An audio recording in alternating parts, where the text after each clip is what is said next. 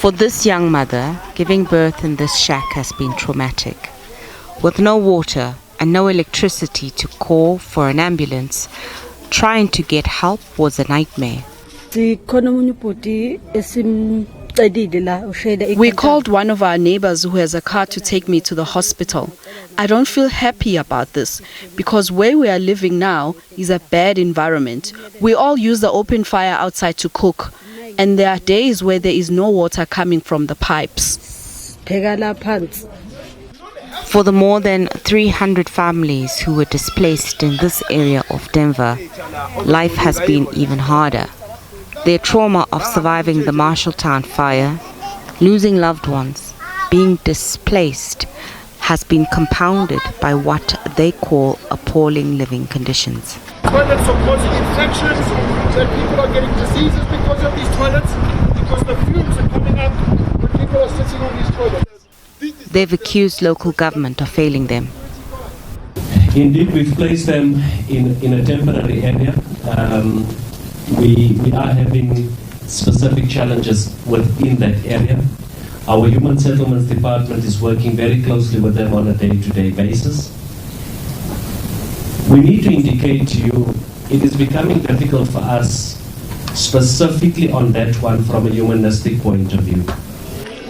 The temporary shelter settlement has no water and no electricity, which means the 300 families use an open fire to cook. The lack of security and open waste add to further harming their health.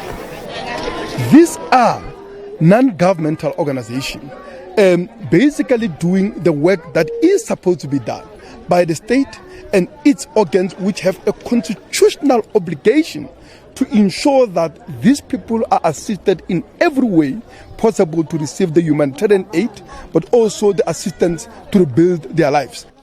The city manager admits they had to deal with some compliance issues with Joburg Water. City Power will be on site very soon as well. Joburg Water, we've ensured that we're starting to comply, Executive Mayor, with the standpipes and the ratio within that area. I personally went to site last week to ensure that work is taking place, and I can indicate to you the area was clean in terms of waste management. But we must indicate to you we had an issue on Friday evening where there was some form of flooding in the area, and our EMS were there. Human rights activists in the area have described the situation as a growing humanitarian crisis. So in a disaster, you would have things such as proper shelter, decent homes, not putting people under further pressure. So the flooding that happened here on Friday reoccurred today, So you're taking people out of a building that was on fire, putting them into a place that is not conducive for humans to live here.